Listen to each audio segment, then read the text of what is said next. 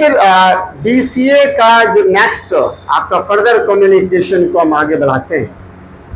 तो BCA, BBA, MBA और BTech वगैरह के इन सभी पेपर में जो फर्स्ट बेस पर आपका यूज होता है वो आपका बिजनेस कम्युनिकेशन का फॉलोइंग रहता है। उस बिजनेस कम्युनिकेशन में आपको कई पॉइंट्स हमने बताए जो आपके लिए, आपके फर्दर कम्युनिकेशन के लिए अमृत साबित हो सकते हैं या फर्दर एग्जाम के लिए अमृत साबित हो सकते हैं। आप वीडियोस को बराबर देखते रहिएगा तो आपको पिछले सारे काइंड्स 5 या 7 वीडियोस से रिगार्डिंग डले हुए हैं। वैसे तो मेरा इंग्लिश कम्युनिकेशन का क्लासेस रन रहता है, लेकिन बिजनेस कम्युनिकेशन को भी कभी कभी पढ़ा देते हैं। They are just having a need to that. तो last time formal and informal wording को हमने बताया, फॉर्मल और इनफॉर्मल कम्युनिकेशन के डिफरेंसेस क्या होते हैं ये बताए। आज हम आपको ले चलेंगे BCA में। कम से कम हम आपको बता दें कि BCA में एक बहुत इंपॉर्टेंट बिजनेस कम्युनिकेशन, देखिए ये है 7 C's ऑफ कम्युनिकेशन। 7 C's जानते हैं? 7 C's का मतलब होता है कि 7 और ये C's को मतलब हमने प्लूरल में जोड़ा हुआ है, इसलिए ऐसा लगा दिया।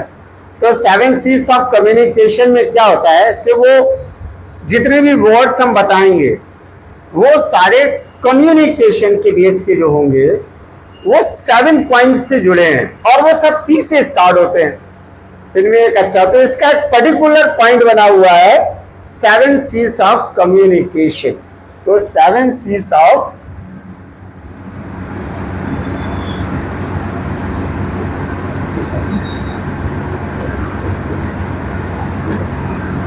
ये रहा 7 C's ऑफ कम्युनिकेशन।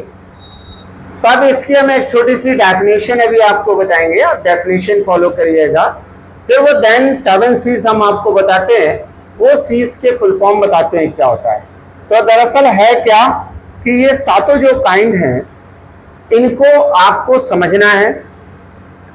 इनके शॉर्ट हम आपके पॉइंट लिख देंगे, बाकी एक्सप्लेन कर देंगे। तो आपको क्या करना है, ये सारे लिखकर अपने पॉइंट में दिमाग में रखना है। हैंसफोर्थ जब एग्जाम देने जाए तो 1-2 बार मेरा वीडियो देख लेना, तो वो आपका तरोताजा हो जाएगा दिमाग में जो बोला है। तो वो पॉइंट्स आपको ये बता देंगे कि आपको क्या जवाब देना है। ये जो 7 पॉइंट हैं, अगर आप इन पर गौर कर रहे हो, इन पर अटेंशन कर रहे हो, ये सब C से स्टार्ट होते हैं और इसमें कोई स्पेशल क्वांटिफिकेशंस नहीं है। बस सिर्फ इतना ही है कि these all that of the 7 C which are making the words of some in different way, और ये कैसे आपके कम्युनिकेशन में यूज हो रहे हैं, ये साधारणता हमें आपको बताना है और ये आपको समझना है। एक बार आप ऐसे समझ लेंगे तो आपके एग्जाम के लिए इजी हो जाएगा।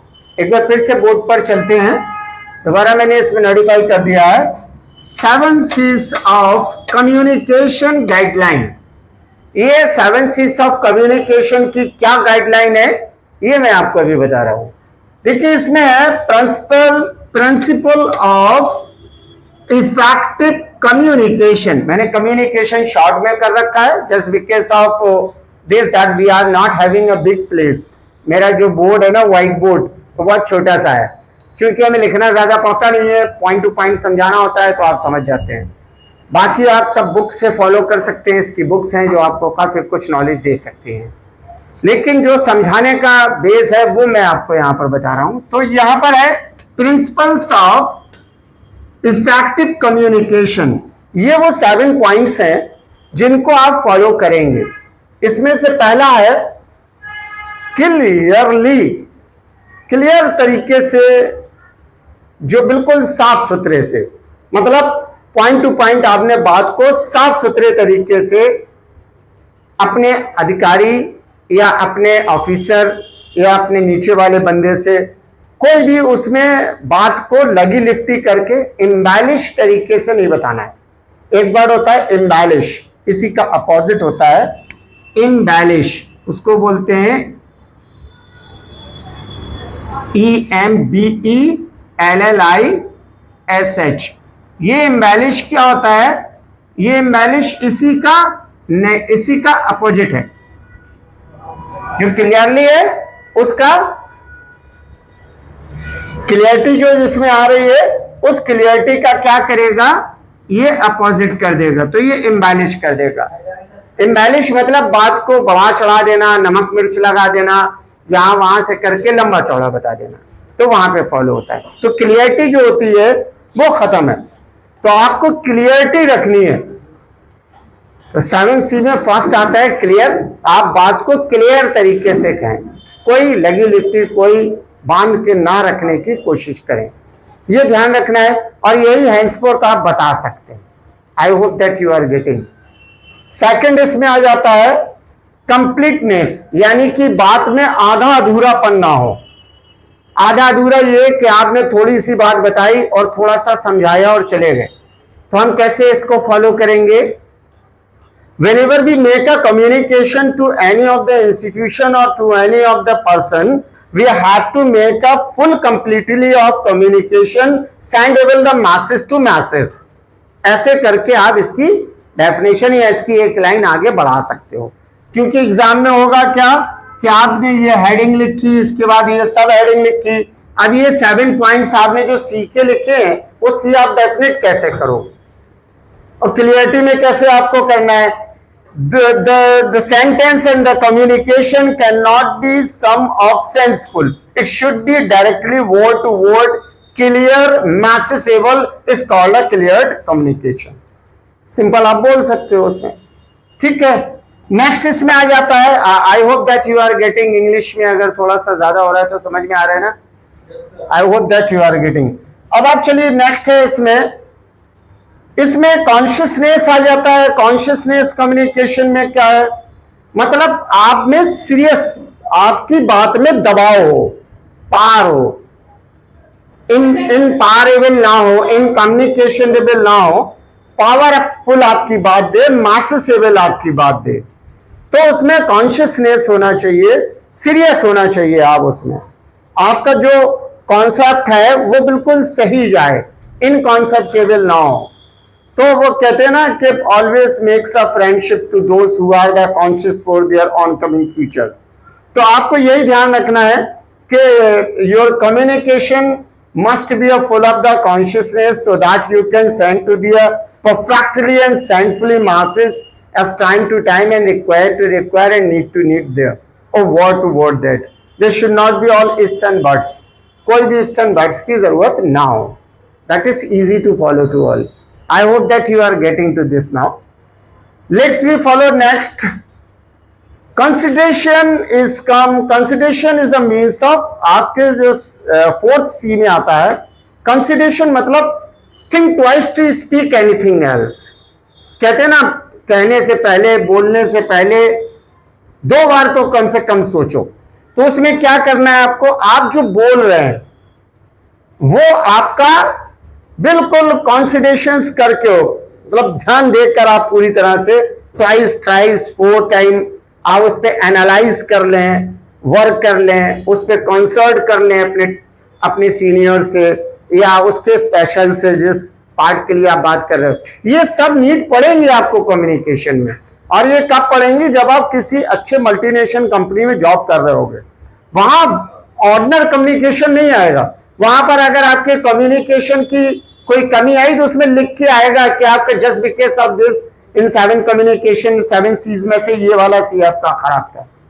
तो आपको वो आंसर्स उठाना पड़ेंगे, उस पर आपको रेक्टिफाई करना पड़ेगा, अपने अंदर अमेंडनेस लानी होगी, तब आप वो चीज क्लियर कर पाएंगे। तो आपको ध्यान ये देना है कि कंसिडरेशन करके, कंसीडर मीन्स गहराई से सोचना, गहराई से विचार करना, को गहराई से विचार करके कि हम इस पर, ये हमारा फीडबैक है और ये हमारे बिजनेस के पॉइंट्स ऑफ व्यूज है, इन दोनों के बीच में ये इश्यू है, इसको ये ऐसे सॉल्व करना और इसका ऐसे समाधान निकलेगा। तब आप कर सकते हैं। बाकी आप इंग्लिश से बना सकते हो तो एक्सप्लेनेशन खुद भी दे लोगे अपने दिमाग से।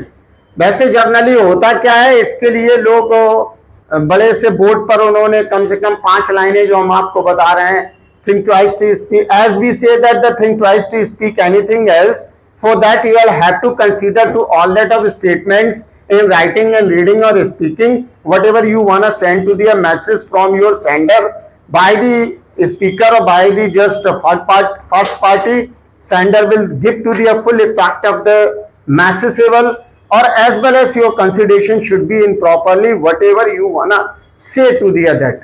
तो ऐसा आप करके अलग अलग तरीके से एक्सप्लेन कर सकते हैं। हमने अपने वर्ड जोड़े हैं, आप अपने जोड़ सकते हो, सेवरल ऑफ पीपल अपने अपने तरीके से वर्ड जोड़ के इसको कंप्लीट करेंगे। नेक्स्ट आता है करेक्टनेस। करेक्टनेस मींस उसमें इनकरेक्शंस ना हो। आप पता चला उसके बाद में समझा रहे हैं, साहब ये गलती से हो गया, ये मिसप्रिंट है, ये मैंने ज्यादा बोल दिया, ये कल की चली थी थोड़ी देर में उतरी इसलिए हम ये ज्यादा बोल गए। तो आपको ये नहीं करना है, आपके जो करेक्टनेस है वो आपको थिंक ट्वाइस देख लेना है। तो जैसे ज्यादातर क्या होता है कि इसमें जो कम्युनिकेशन होता है वो आप गौर करें वो जो है स्क्रिप्टेड होता है। कुछ लोग इसको स्क्रिप्ट कर लेते हैं ऑलरेडी। स्क्रिप्शन जानते हैं? स्क्रिप्ट मतलब उन्होंने पूरा पूरा कम्युनिकेशन लिख रखा है, क्या कौन कौन से पॉइंट्स पे बोलना है। ज्यादातर आप देखें जो वो होते हैं क्या नाम है न्यूज चैनल्स वगैरह में आप देखेंगे तो न्यूज चैनल्स में जो क्वेश्चंस पूछते हैं, बातचीत करते हैं, तो वो क्या करते हैं एक दूसरे से क्वेश्चन पूछने में उन्होंने पॉइंट्स लिख रखे हैं कि हम क्या बोलेंगे, तो उसमें करेक्ट आंसर्स और सही आंसर जो रिक्वायर है वो आता है। अब वो जो आंसर बना के लाया वो उसकी अपनी कहानी है। तो आपको स्क्रिप्ट के थ्रू भी काम करना पड़ सकता है, विदाउट स्क्रिप्ट भी करना पड़ सकता है। तो जब आप इतने हैबिचुअल हो जाएंगे कि इजिली वो कर पाएंगे तो विदाउट स्क्रिप्ट भी कर सकते हैं। तो आपको करेक्टनेस देखना भी जरूरी है। और इसके बाद नेक्स्ट फॉलो करते हैं कंसर्नेस। कंसर्नेस मींस कोई भी इश्यू, कोई भी बात, कोई भी मुद्दा आप डायरेक्टली नहीं कह सुन सकते हैं। उसके लिए आपको करना क्या है, आपको अपने सीनियर से या जो ऑलरेडी इस पे काम कर चुका है जो बंदा आपका इक्विवेलेंट, उससे आपको कंसल्ट करना है। उस पर आपको पूरा विचार बनाना है कि इन्होंने ये बात इस टाइम पे ऐसे कही थी, इस बिजनेस के पर्पस से, इस सेलिंग के पर्पस से, इस पॉइंट्स के इश्यू के पर्पस से, और इसका ये रिजल्ट आया। जो रिजल्ट ये खतरनाक है या अच्छा है या बुरा है उसका फीडबैक आएगा। उस फीडबैक पे आप कंसल्ट करेंगे, मशवरा जिसको बोलते हैं उर्दू में, सलाह मशवरा। तो आप सलाह मशवरा करेंगे तब आपको, तो मीन्स ये है always be a C to the focus of 5 condition is being called C for concertness. You may take to the properly consult your senior, your junior, and you all that of the feedback. Whatever you have already found the result, on that you may go to the further communication. That will be better. I hope you got to the now. Last में follow this. आशा है कि वो सब आपको समझ में आ रहे होंगे। बहुत ज्यादा हमने डीप में ले जाने की जरूरत नहीं है। कॉर्टशिप मीन्स होता है बड़े शिष्टाचार समझते हैं, मैनरलाइज मतलब बहुत ही ज्यादा आप एटिकेट्स और मैनर के साथ। इसके मायने ये नहीं है कि आप में ये सारी कलाएं आती हैं कम्युनिकेशन की, 6C ऑफ द कम्युनिकेशन आपको पार है और आप सिर्फ एक पॉइंट छोड़ देते हैं, आप सिर्फ शिष्टाचार छोड़ देते हैं, मैनर छोड़ देते हैं। तो मीन्स ये है कि आपका जो भी करा धरा है वो सब बेकार है। ये बहुत जरूरी है। प्रॉपरली आपको good afternoon, good morning, good evening जो आपकी विशिंग है वो विशिंग पूरी करनी है प्रॉपरली तौर पे। और अगर विज़ आप बात कर रहे हैं, आप अपनी पहुंचा रहे हैं, वो आपको तुरंत चेहरे पे ही जवाब दे रहे हैं, तो आपको अपने पास्चर गाशियस पे भी ध्यान देना है। सिर्फ बिना पास्चर गाशियस पे ध्यान दिए आप बात नहीं कर सकते हैं। पता चला आप फेस टू फेस ना करके, निगाह से निगाह ना मिला के कानपुर में टोकन टोक्यो लोकन जापान पे आप बात कर रहे हैं तो मैसेज आपका गलत जाएगा।